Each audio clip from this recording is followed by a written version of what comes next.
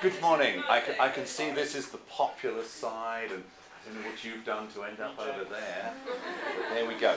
I'm fully aware that there are 18 fashion students doing something terribly important at the moment, which is absolutely fine, which is why we have this widget here making a video so that they don't miss out. That's the idea, anyway. The purpose of this presentation, there's two reasons, really. The one is, okay, it's called My Mother, A Life Through Objects. Now, one of the biggest bodies of evidence that you have to refer to in your work is your own lives. The things that happen to you, daily stuff, ordinary stuff as it might seem. And I think we're each inclined to discount that. We tend to think that this kind of information we might need for this kind of work, and when I say this kind of work, I mean that in its widest sense. So both the stuff that you're doing for VMC, but more widely the things that you're doing in the studio as well. Maybe in the stuff that you do in the studio, you do automatically channel your own experiences into it. I would encourage you to review your own experiences and see what value they might have in the work that you're doing in VMC. So what I'm going to do, rather than review my own life, which heaven knows that would just be really too close, I'm going to review my mother's life. So I'm choosing my mother's life, not that my mother was, I loved her, that's fine, she loved me, that's fine, but in a way, I'm just choosing her as the famous entity, an ordinary person, okay? And what we're going to do is I'm going to tell you things about her life. I'm going to tell you them not like one human being telling another human being about, oh, my mother did this and my mother did that, but actually to try and review her life to see what big national, international events, changes in technology, large things touched on her life and informed it. So that's what we're going to do. She lived for 95 years, so this is an act of compression. And if we find that we're running out of time, I may skip bits in the middle, but we'll see. So,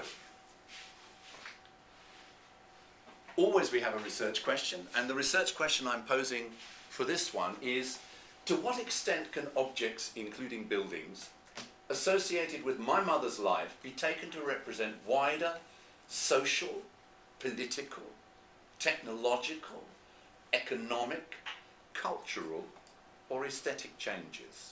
So I've covered the gamut there, I've got them all in, and we're going to have a look. So, I'm going to focus particularly on photographs, clothes and leisure. If you think about it, all of our lives are crammed with objects all of the time. Photographs are what have come down to me.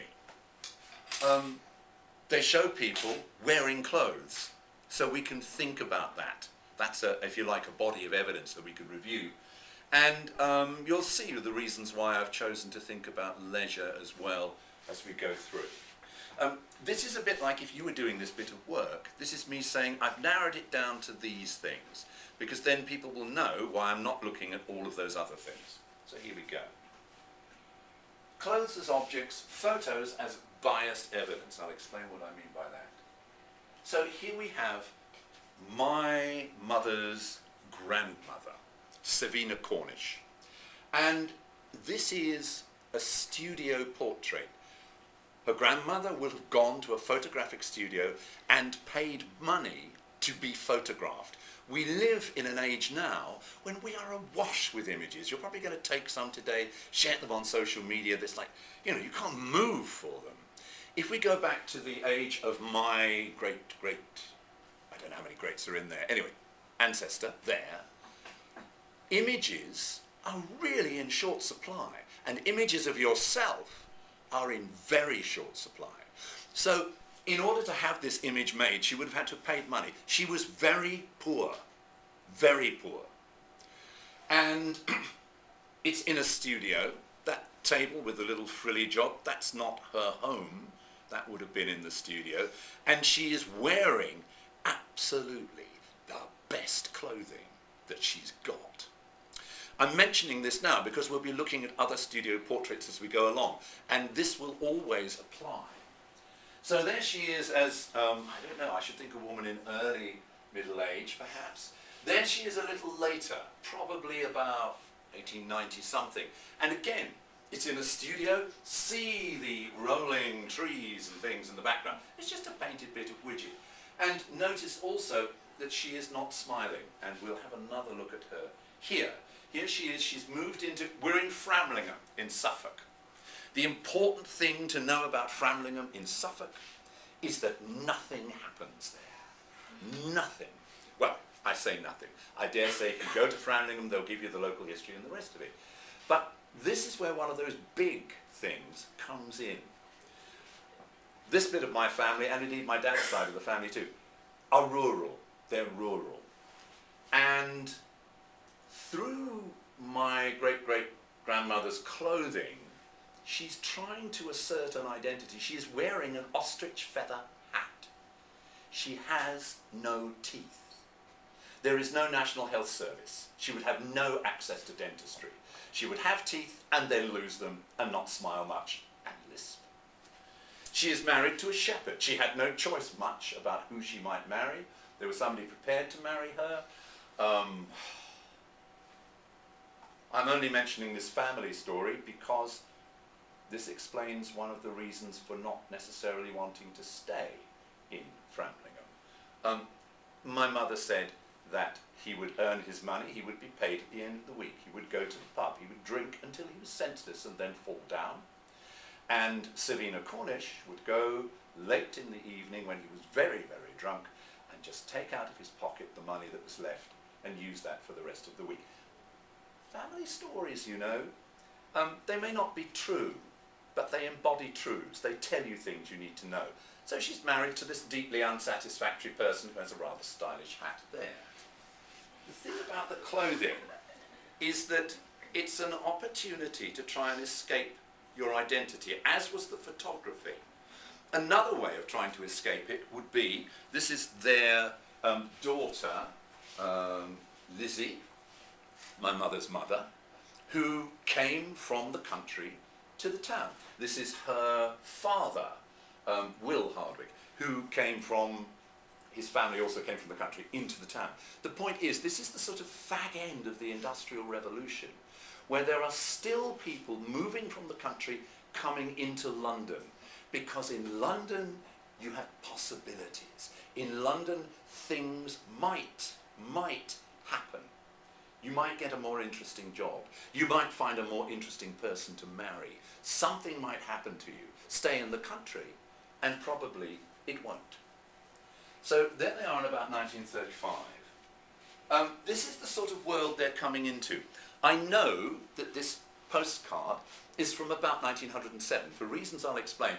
I used this postcard in this lecture a couple of times, and then only recently did I read the little scribbly bit at the bottom. And it says, oh, right, this is the Mother Shipton.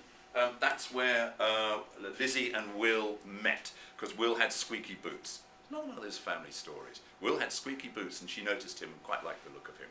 They got on, they were fine.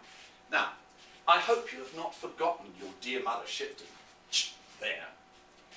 We have new electric trains which take you down the west in 10 minutes.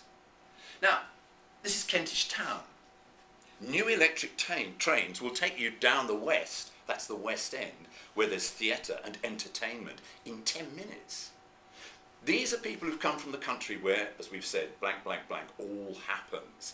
They're now living in Kentish Town. They have these relatively inexpensive electric trains, better known to us as the Underground, that have just opened. They're new, and for not much money, you could go into this world of entertainment. I mean, you need the money to be able to access it, but you can see the sorts of possibilities that are starting to open up. I know that says Hampstead Tube. That was the name of the line. If you look much more carefully, it says Kentish Town Station. So the technology is there and opening up a world there for perfectly ordinary people. It's not the first thing that was happening. The largest building in Kentish Town at this time was that, the public baths and laundry.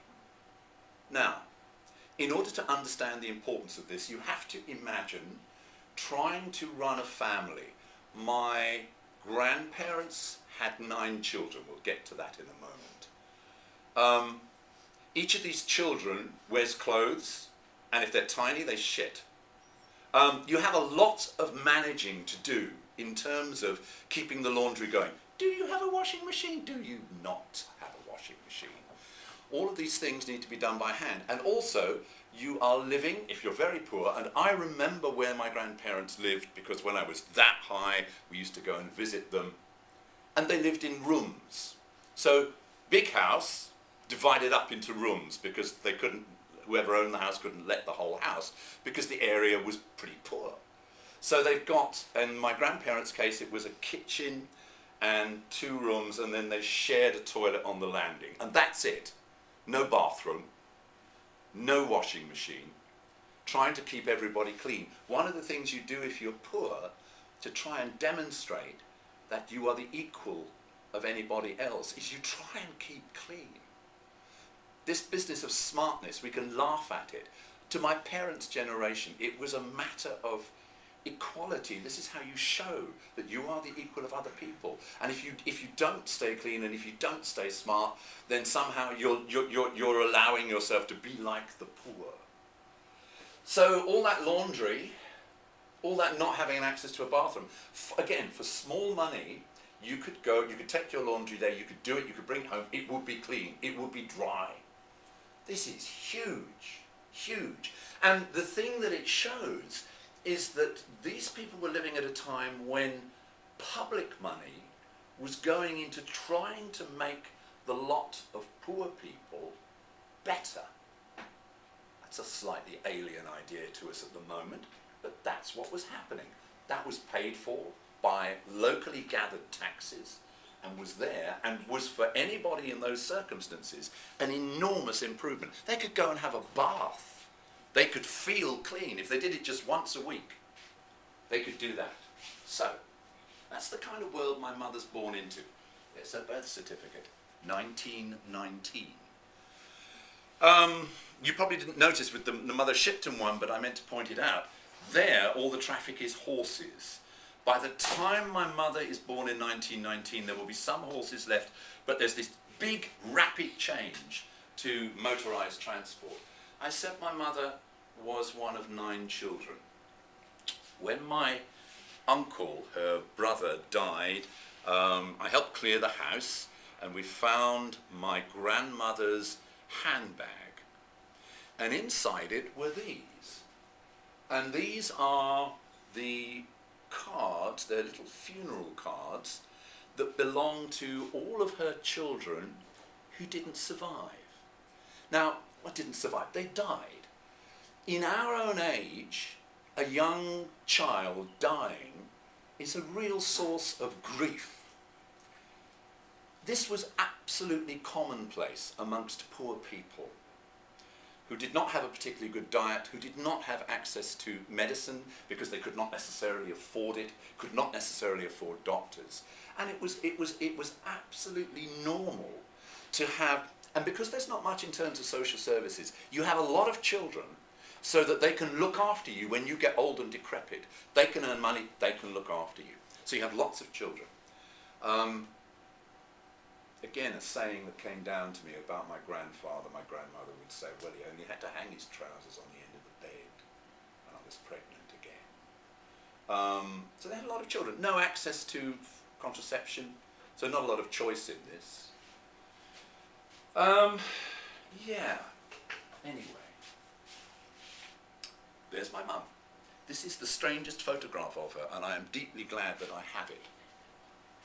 It shows her aged 12. I think her mother had written it on the back. Aged 12, and my mother talked to me about this photograph. That's me in my play dress, dear. In her play dress. Now, how come there's this photograph of her in the street in what she would ordinarily wear, so not a studio portrait? Answer. There were photographers, I mean, you could not believe that somebody would do this now. Photographers who would roam the streets and they would take pictures of little children and then they would try and track down the parents and try and sell them these things that they could have as a postcard notice, okay? So this is what Vera and Reggie look like now. Send it to the relatives, send it to the relatives. I'm just so glad that I have this image of my mother's material world when she was 12, when she used to play in the gutter. She told me the various games they play, pin in a book. They did something that involved tar and lolly sticks. I can't now remember what it was. But, you know, that's where they were. Yeah, it is this other world. It's 12 years, that makes it 1931. Here is the more formal studio portrait. Here the money has been spent.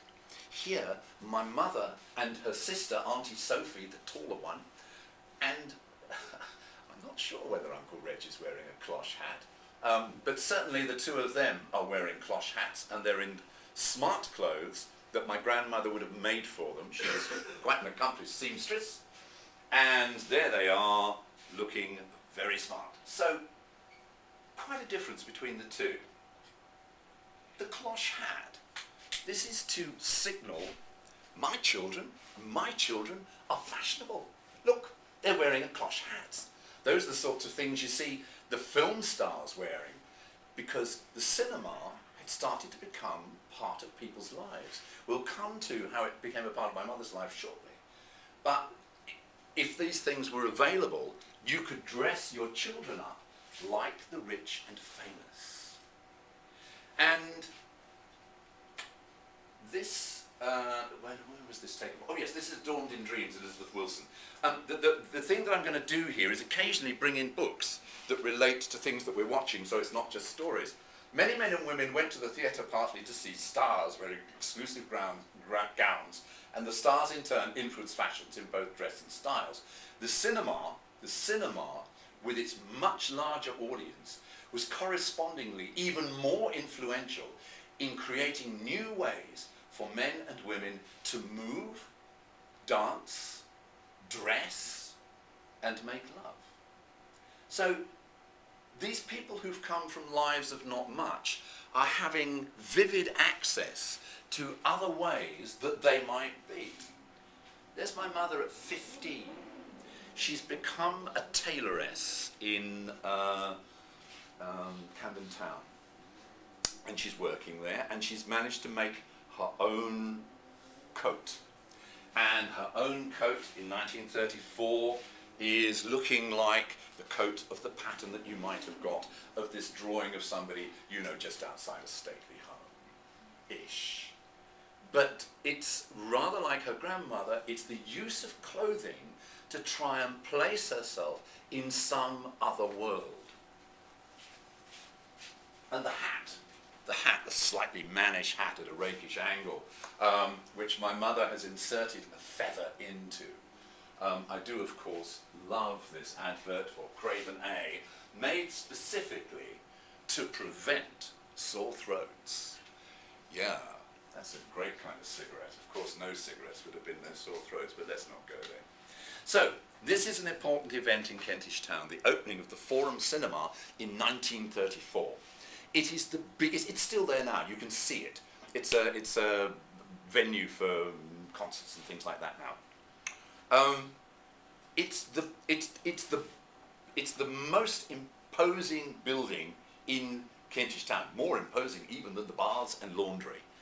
And it's got white glazed tiles and shiny black columns and gold bits at the top. It is uncommonly glamorous. It speaks of an entirely other world.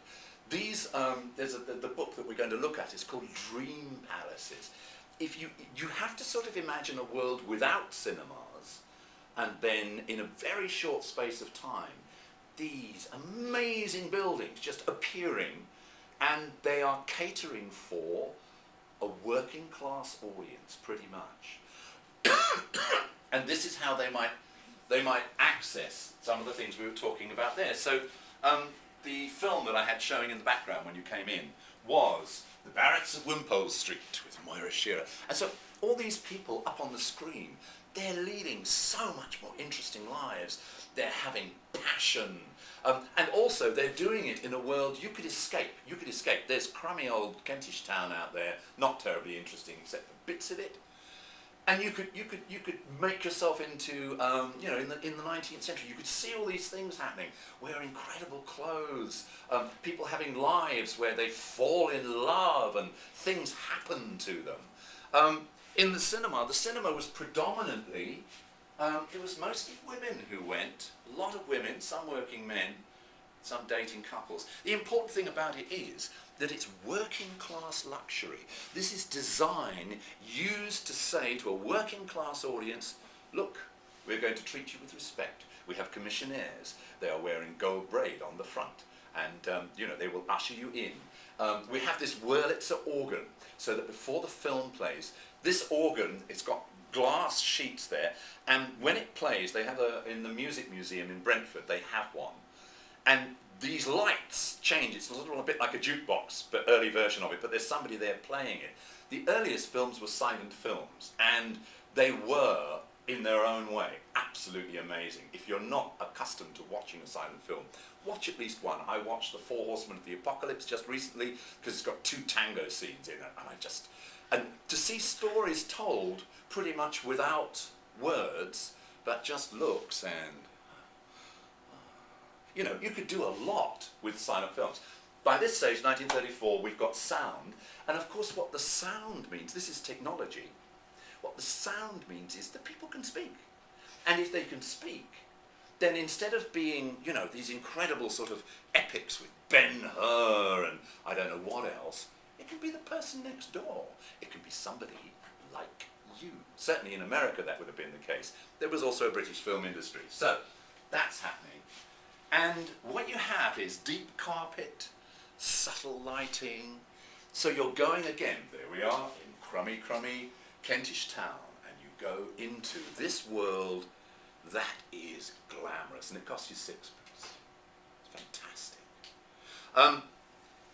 It was the habit to go once or twice a week, if you could afford it.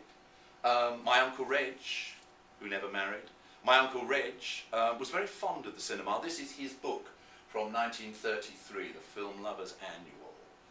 It is brightly coloured. It's looking good. Sociologist Searborn Roundtree, at a cost of 6 pence or so, a working woman bored to death by a never-ending round of humdrum household chores, or a factory worker oppressed by the monotony of his work, can be transplanted, as if on a magic carpet, into a completely new world. A world of romance and high adventure. Why wouldn't you? Why wouldn't you? And they did in their millions. Poof. My mother, on holiday at Margate. She was queuing at the Forum Cinema. The commissioner, my mother told me this story so many times. I learned something about stories from my mother. We are stories. We are stories. When we get to know one another, we tell each other stories about ourselves. If you've had the privilege of watching somebody go into advanced old age, you find that the number of stories actually reduces right down, so that it might just be only a dozen or so that just come round with relentless regularity. And I also noticed that sometimes my mother would change the stories. She didn't know she was doing it, but she changed them. I knew them backwards. I knew what happened to who and why and what it meant. The point of stories is not necessarily whether they're true, but the truths that they tell you. So my mother would tell me that one of her other brothers had a wedding, and do you know, dear, the wedding cake, it was dry. This is a sure sign of, you know, something terrible about their character. She hated him, dry wedding cake, awful, terrible. Anyway, that's just about the nature of stories. Here is my mother, she's making her own clothes, she's with, so, queuing at the Forum Cinema, commissioner stops people going in, she finds herself stood next to this lady here, it's called May, and they become friends, and they're friends for quite a long time, in the late 30s. May, we'll explain where all that goes in a moment. There they are, they're on holiday in Margate, okay? And again, we're looking at the clothes. Look at these gay washable frocks, marvellous. So, they probably went to the cinema there. That would have been the Dreamland Palace. Look at the thing. What a fabulous object. At night especially, what a fabulous object. And they were there in September 1939, because while they were there, war was declared. So, and that's something that would stick in your mind. May had a brother, and eventually they were introduced. And this is the kind of world that they were introduced in. This is not necessarily Kentish Town, but you just have to get an idea of having lived in a physical environment that you think to be stable, that you think, you know, there are the shops, there are the houses, there's the cinema, whatever. And bombs fall on this world and destroy bits of it. And you try and carry on a life, and people die. So, in terms of, and right at the beginning of the war, this happened very intensively, the famous Blitz or whatever. These are ordinary people's lives completely turned upside down by what's happening to them. And it happened a bit in High Wycombe as well, and it happened in other bits of the country too. My mother met my father at a Christmas party in 1940. When she told the story was, and do you know, dear, it was like a magnet. I just wanted to be with him. And when we went home on the bus, I just wanted to go and sit with him instead of sit with my friends. I mean, that's silly, isn't it? No, that's falling in love. That sounds good. Anyway, so they fell in love in this kind of environment, all right, with all those things going on. And unlike in a conventional times when you maybe do a bit of courting for a couple of years, courting is such a word, there we go. They courted for 6 months and then, because you don't know what's coming. You do not know what's coming. You don't know how the war is going to end. You don't know how long it's going to be. You don't know any of those things. We know them, and we look at stuff and think, oh yeah, they've got another 4 years of that. But they don't know that. They don't even know who's going to win. So they decide to get married. They have to find a home. They found an attic room in Holloway. You could see the prison through the window. But it's somewhere. That sofa was the last sofa in the shop. All the furniture shops and other places were closing down for the war, because the men who made the furniture here in High Wycombe and in other places were being called up. So they couldn't produce the furniture, so there was no furniture to sell, so that started, they're not being furnitured. So in order to furnish their own home, my dad, who was a wood machinist, he'd been apprenticed as a piano cabinet maker, and then that had all fallen through the ground when the Depression came in 1929. My dad knew how to handle a saw and how to make things, and he showed my mother how to do it. That's the kind of man my dad was. I'm immensely proud of him. Showed my mother how to do it, and here we can see my mother doing some sewing in the back garden of Auntie May. Hooray! And they're making their own furniture out of orange boxes. Again, when I was a child, I still remember we had some bits of it, and you could see the stamping on the inside, and my dad had polished it on the outside. See what my mother is wearing. Now, we wouldn't think this remarkable. We're in 1941 here, and sure enough, when you find out about it, the notion of women wearing trousers is a bit radical. It's a bit radical. The only women who wore trousers before that tended to be people like Marlene Dietrich pretending to be lesbian in order to arouse a bit of, erotic whatever. But not ordinary girls. Ordinary girls didn't do that kind of thing. Certainly ordinary girls are doing a hell of a lot of things that they did not do, and it includes wearing trousers. Theodora Fitzgibbon recalled that during the Second World War, it was still not usual for women civilians to wear trousers. But she herself wore old jumpers and a riding jacket in London as protection against the cold. I think we've got her measure. And the usefulness of slacks. So tights, slacks. She's wearing slacks. The usefulness of slacks, as they were called, was much discussed in the pages of the fashion magazines. Women mobilized into munitions and other factories during the war became accustomed to wearing dungarees and trousers for work, so they certainly lost their capacity to outrage. So rapid social change going on there and marked through clothing. They get married. Wedding cake was made out of cardboard because food is in short supply. In order to make sure that there is not social unrest by rich people having more access to food than poor people, there is a rationing system introduced by which everybody is entitled to the same. Needless to say, there was a black market in things, and if you had more money, you could get more things. But this was to try and create some kind of social order. When they got married, all their friends pooled their food coupons and bought a decent cake.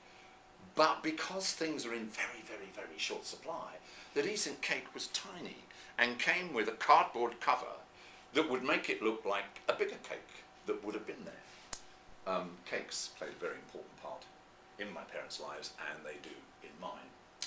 So there my dad is, double-breasted jacket, very smart, very smart. He also came from a very poor background. We don't have time to do my dad, but he's doing his best for his wedding day, and they didn't have, so the little things here which in smart places would be maidenhair fern, they made do with carrot tops. They're sort of improvising like crazy in difficult times. And there's other people, the best man, Ernest, my dad's best friend, will not go there. And yeah, so they go on their honeymoon. Their honeymoon was in Berkhamsted, next to the dump.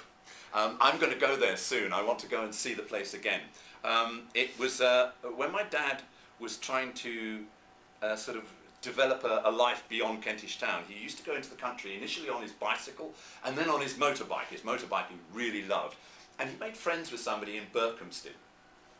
This family ran the dump at Berkhamsted, and so this was like a country place that they could go to. So they had their honeymoon there, right next to the canal with the dump behind them. While they were there, my father received a letter requiring him to report for his medical inspection, because he was 29, 30, he was in the second round of people who were called up. So you get married, you're happy, you're on your honeymoon, and your husband gets taken away. And you don't know where and you don't know what. Initially, he was in various, that's him, there. My mother did what a lot of young wives did, which was followed him around the country so that they could find somewhere and just be together for a bit, because they wanted to. And they did this for as long as he was in this country. And then he got sent to Europe. He was a lorry driver. Again, another story, another set of stuff. This is not my mum, but it could have been. She was working in Tottenham Court Road in a jeweller's where half the floor had been given over to jewellery and the other half of the floor was munitions. And my mother was working a lathe. She made a little screw-top screwdriver as her sort of apprentice piece to prove that she could work a lathe. Like thousands of women like her, obliged to from the war. And they're a studio portrait of them. My mother with her Marcel waved hair and, you know, those curtains that they could never have afforded. This is a telegram from my father saying, you can't read it, I'll read it to you. Happiest memories of our first anniversary, loving you forever, Frank. That's 1942. So, here we go. Won't do the war. Terrible. Terrible, okay? Finishes in 4 years' time. Huge relief, huge relief. For most of the war, my mother had no idea whether my dad was going to be killed while he was doing all the stuff in the army, or whether she would be killed by a bomb dropping on her. So you get to the other side of this, and when I say relief, you don't allow yourself to think about the future whilst you're leading lives like that. You're just grateful that each other are surviving. And then my dad initially sent to Palestine to go and shoot at Jews. who were terrorists there, and you get all the names and the rest of it. Never mind. Anyway, he comes home, demobilised, doesn't want anything more to do with the army ever. Wouldn't allow my brother and I to have guns or catapults or anything of that kind. My dad had seen what happens when people fight, and he didn't want us to be part of that. So, family life, possibility of family life. How are we doing for time? I think we might make it. Okay, so this is another huge thing happening. They survived the war. When the war finished, Churchill, who'd been a fantastic war leader, went to the nation, and the nation said, no, didn't get elected. A Labour government, because the Labour government, all through the Second World War, in the First World War, people were told, you are fighting for your king and country. And do you know, by the time it got to the Second World War, the First World War had been so bloody that by the time it got to the Second World War, you couldn't do the king and country thing anymore. You could not persuade people, motivate them that way. So they said, what you're fighting for is, they'd just come through the 30s, which had been awful, high unemployment. Well, they said, what you're fighting for is a new world, a new post-war world. There will be pensions. There will be a national health service. There will be free access to higher education. Ha! There will be social housing on a massive scale. That's what you're fighting for. And people didn't believe that the Conservatives and Churchill would actually deliver on those promises. They did believe that the Labour Party would, and they elected Clement Attlee.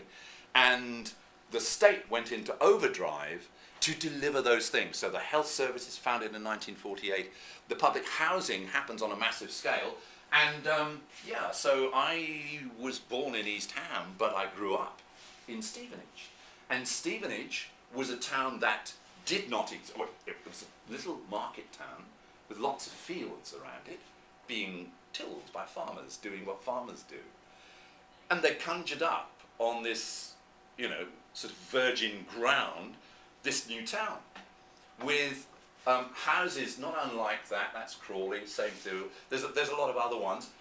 Incredibly, they're rather austere, okay, because you don't want the poor to be too festive or a bit too middle class by having half timbering or decoration or anything like that. So a bit austere. But they make this new town. There's the clock tower in Stevenage. I remember it well, and that's me. That's me, aged about 4, with the clock tower in the background. We moved there.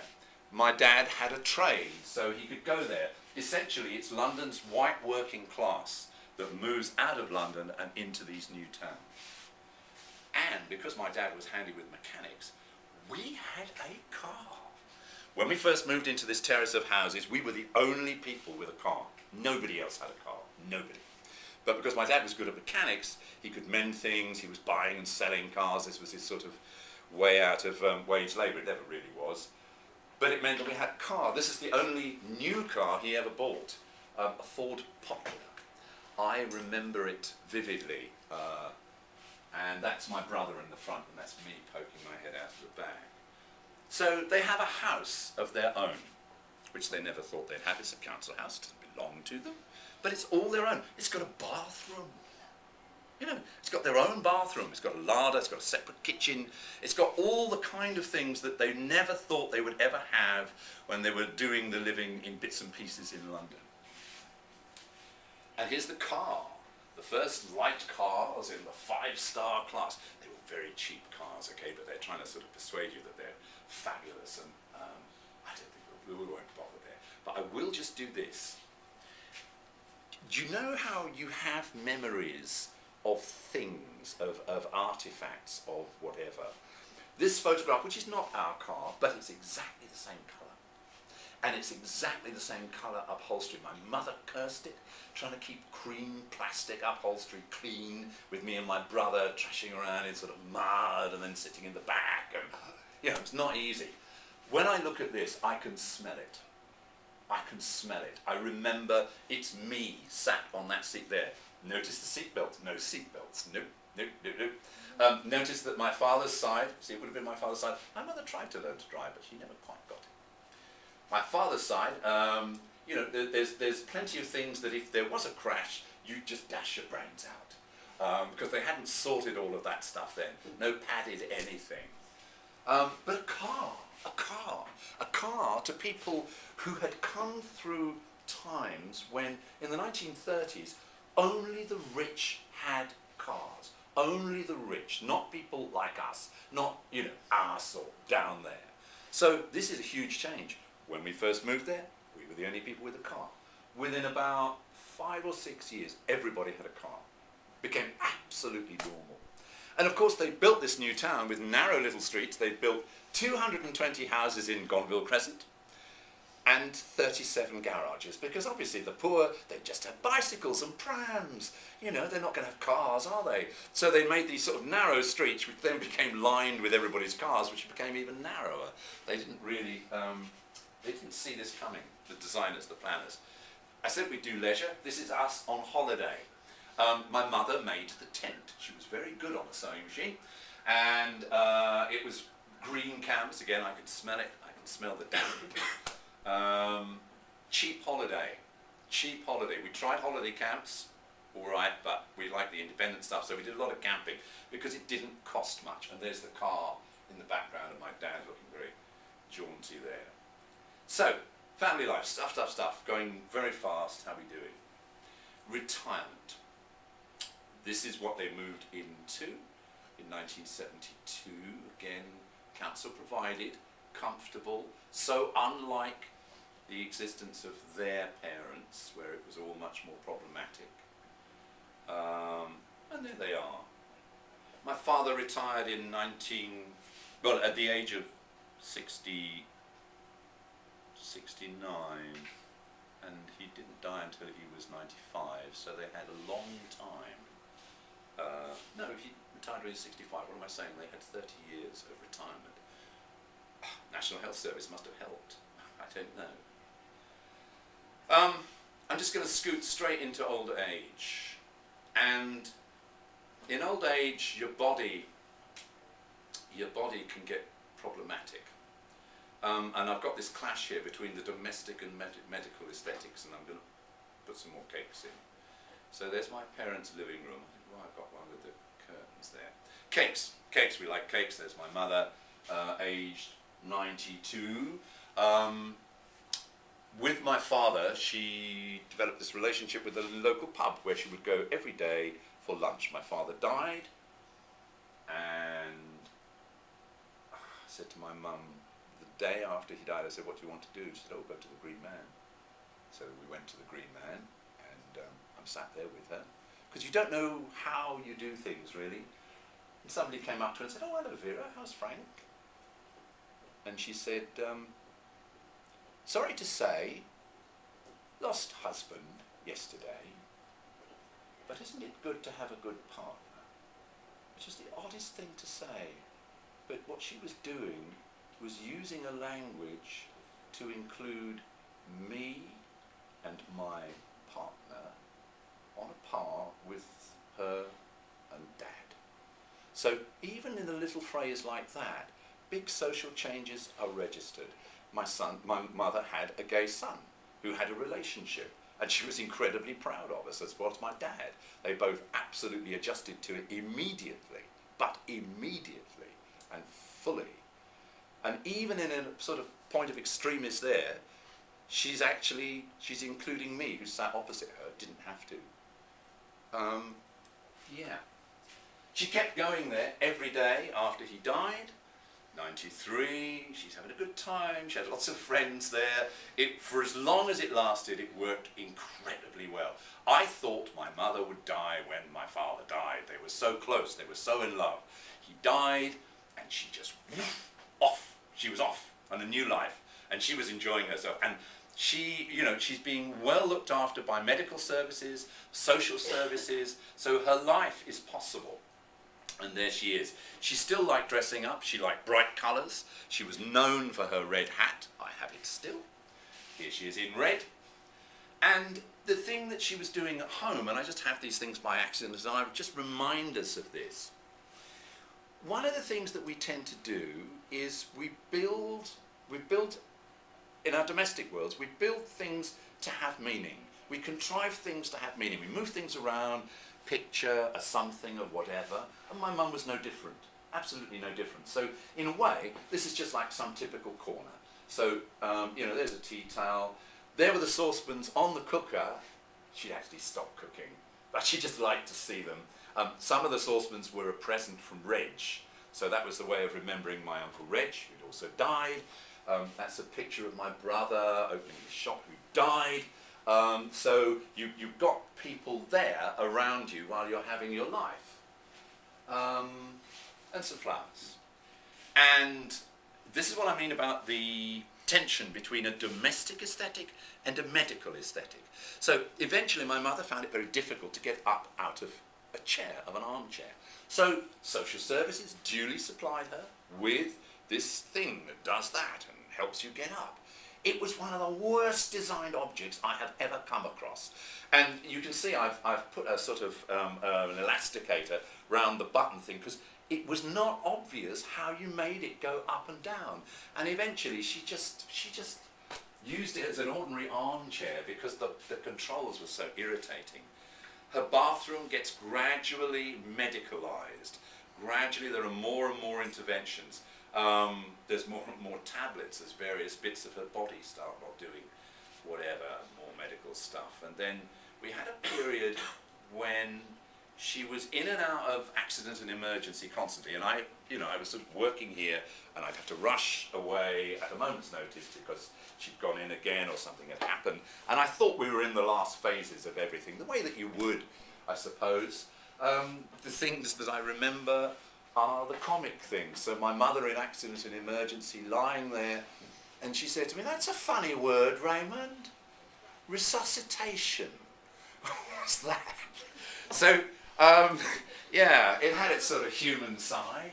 And miraculously, I vowed I would put this into a lecture when I was shown this room. Mr. Batchelor, would you like to come into our family room? Family room? This is their family room? This has to be the room where they say, "I'm sorry that your mother..." You know, I mean, nice and waterproof, so if anybody pisses themselves, it's okay. I just, the words, family room, and that. Anyway, I succeeded in putting it into a lecture, and I'm very glad that I did. Now, there it is, Wellingham City, QE2 Hospital. My mother had to go into residential care. This meant dismantling her home, her last home. It's something people do all the time, absolutely do all the time. It's almost like a rite of passage. And so everything gets scooped up, you pack things away, you keep some things, and the rest is going into the black bin liners, okay? So it's charity shops over there, and it's the dump over there. And you end up, you have the whole of a person's life in material goods as so many bags for the charity shop, so many bags for the dump, and a few things that you keep because they're going to tell you stories that you want to keep, but not a lot. And this happens with people's lives all the time. Absolutely, absolutely normal. So starting to leave it, clearing the stuff out of the kitchen. My dad's entire sort of imaginary world in the garage where, is it there? Yes, there it is. Where he's made a lampshade out of a cake tin. Because that was the kind of thing he did. Cheap, you know, turning it to account. Oh yes. But all of it has to go. And there's the dump. And that's where a lot of it ended up. That's dump. That's not just any old dump. That is the dump that it went to. And I thought, I'm making a record of this. My mum went into a care home. Fantastic care home. I could not find the photograph I wanted to show you, which is my mother in her red coat stroking a donkey in the living room. Okay, stick with me. I went in one day and I said, "Oh, what you been doing today, Mum?" She said, "Oh, a donkey. Chickens." And I thought, oh dear, we really have turned a corner now. And so I sort of gently slipped away. And I went to the car and said, "My mum's talking about a donkey." She said, "Oh yes, we had a petting zoo came in the morning. And for the people who couldn't go out into the garden, we brought the donkey into the living room." That's the kind of care home I want to be in, you know. It was good. She was taken very good care of, and she was, after an initial sort of, what's happening, she absolutely settled into it and did what she did, which was make a life out of what comes to hand. The careful photographs arranged around the bed. Her material world is now massively shrunk. Massively shrunk. There's her bedside, and there she has a picture of herself with me and my partner Jerome, who then became my husband. She was very happy to do that. There's a picture of my dad, that's from his funeral. There's a picture of her mother, aged maybe 16. That photograph is an interesting one. You take it out of the frame, and it's been cut off at the bottom. And the reason was my grandmother was in service, okay? She was a domestic servant, but it was a nice photograph. I think she just broke the bottom off so that you couldn't see her in-service uniform, just had the nice face at the top. I'm only guessing, we're making this up. There we go, there she is. Yeah, the fact is, photographs are always selective interpretations of reality, and what they leave out may be more important than what they capture. When we crop a photograph, we are leaving certain parts of it out and focusing attention on the part we are keeping. So, you know, everybody does that. Again, little sort of personal shrine in the corner of her bedroom, various cards of people wishing her well. Her wardrobe, light, bright colours, still light, bright colours, and very happy to be all yellow one day. Liked ice cream. I made her an ice cream birthday cake when she was 94. She won a spelling competition and was incredibly bad. I mean, these are sort of nice, attractive stories. But the key thing about it is, and here we have to allow that the social services bit is not working. None of this would have been possible had my Auntie Nora, also my mother's generation, slightly older, not died and left her a sum of money that was more than she would ever have in her entire life. And it all went on the care home. And that made it possible. That's the kind of world we're in at the moment. If you don't have the money, you don't have the care home.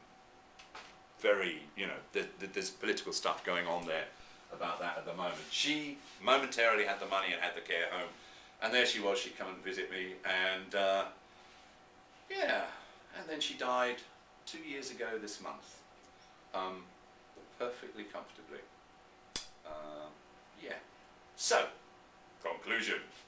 To what extent can objects, including buildings associated with my mother's life, be taken to represent wider social, political, technological, economic, cultural, aesthetic changes? Now, I'm not going to spell it all out again. We've come through a life, and big, big technological changes. We just did the whole thing again, just through technology. Amazing stuff that completely altered the life my mother was able to lead. So photography, clothing, public services early on, access to the cinema and ideas about what you might be going there, independence, rethinking what a woman might be and might be capable of, much transformed by the Second World War. If we did the post-Second World War stuff, you'd see that a lot of reactionary stuff came back afterwards. Cars, you know, opening up the world, just being able to go places, having independent means. And then social services and cakes and stuff. So you can see that in an ordinary life, many large things can touch it, can be a part of it, and it is not a one-way traffic. It's not just stuff happens and alters you. It's you are able to live some of those things. They can become part of your lives. All of you are doing it right now, all the time, in your own lives. There's a lot going on at the moment, a hell of a lot, and it's altering you. And that's the end. And that is the sources. Thank you very much.